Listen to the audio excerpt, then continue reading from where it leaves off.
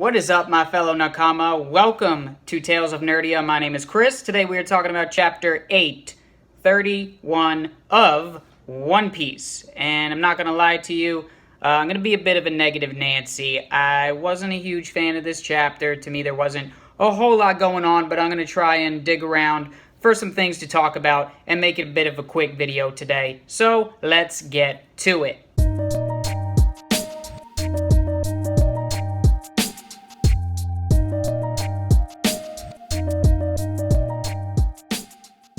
So let me get a couple complaints out of the way here, and then we'll get to some of the more interesting aspects of this chapter. So first of all, I think overall in the One Piece manga, the humor in the manga itself is a bit lost on me. I enjoy it much more in the anime, specifically when Luffy and Chopper start getting, real excited and acting goofy about things, because just the voices in the anime kind of give that more life, and they're just funny voices, high-pitched voices in general. So while I'm reading chapters that are mostly focused on humor, I don't get bored necessarily, but I'm reading through it very fast. I'm not necessarily looking at their reactions and their faces. So with a humor-heavy chapter like this, there wasn't much content for me personally. The other point would be that this environment, Whole Cake Island, clearly there are a lot of hazards on this island, and one of the biggest things I enjoy about One Piece is the fights. I don't necessarily want to see them struggling against an environment, a giant crocodile coming out from the water, or talking trees and someone gets trapped up in vines and things like that. I mean, these characters are too powerful at this point to be dealing with trees tricking them and getting them lost. Please do not get lost in this forest. I don't want more running around like we had in Punk Hazard and we had on Dressrosa. Please don't do that to me, Oda. So that's it. Complaining's out of the way. Now let's get to the juicy stuff. First of all, we have Brook joining Pedro in his mission to get this poneglyph, which I'm excited to see because Brook is an interesting character. He doesn't get as much screen time as I would like, and I want to see some of his newer abilities after this time skip. So hopefully, Pedro and Brook, I'm sure they're going to run into some trouble getting this poneglyph. Otherwise, it wouldn't be very interesting to read. So I really want to see either them team up against an opponent or just each of them gets a one-on-one fight, because we don't really know exactly what Pedro can do yet. We know that he's strong, clearly, because he has been to Whole Cake Island before, even though he was defeated, but he was raised in the New World. Now, Nami, she is the logical one of this group. Luffy thought that he saw Sanji and he thought he saw Pudding right before they landed, and he probably did, but probably fake ones. So they're searching for Sanji. Luffy's just running around yelling for Sanji, and Nami's telling him to shut the hell up. They all want to split up, mostly because they are motivated by all of the food on this island. So that's part of the environmental hazards that I was talking about and those distractions.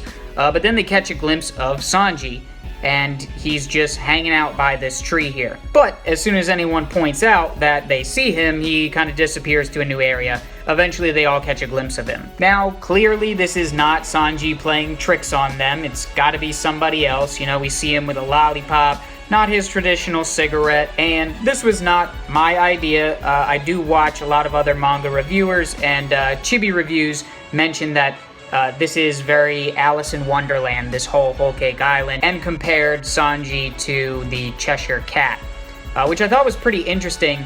So props to Chibi Reviews.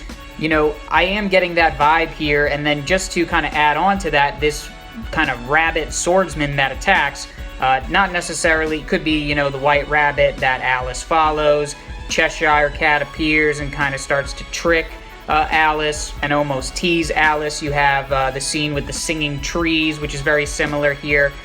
So props to Chibi Reviews to pointing that out. But this rabbit swordsman just kind of comes out of nowhere to attack. Thankfully, Carrot is there to save Nami from getting her head chopped off. But then he just kind of runs off, disappears. So is he the one that's behind this trickery?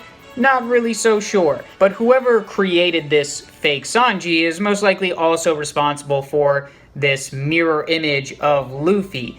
And this is a pretty strong power because the replica of Luffy can actually use his devil fruit. We see them both using Gatling gun. But so far, it looks like that image is restricted to doing whatever Luffy does, but if it is the same power being used to create this fake Sanji, well, Sanji's not around, so it's not a mirror image. So this could just be part of this trick, you know, messing with Luffy's head, making him think that it's a mirror image doing exactly what he does. Or the other option is that these are just two completely separate powers. And before this rabbit actually appears and tries to assassinate the Straw Hat crew, we see that big giant who's just kind of chilling in the ground there, and I'm not really sure whether this person or thing is actually trying to play a trick on them by asking them, hey, go get me some juice, I'll tell you where your friend went.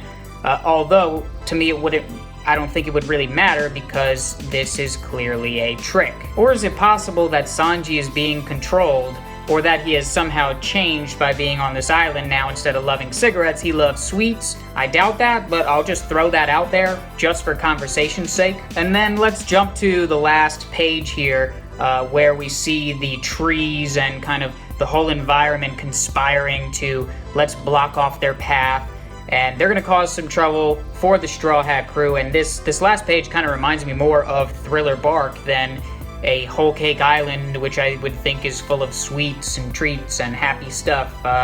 Not looking like that. You know, you see that skeleton just laying there, so I got a very Thriller Bark vibe. But man, I mean, reading through this chapter, it just went by. Even though there was a lot of chatter between all of the crew, it just flew by.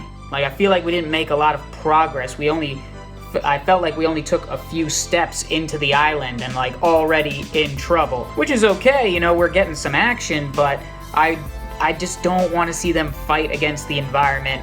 You know, I want this rabbit to come back and there be a fight there, or I want to see more of Luffy pretty much fighting himself.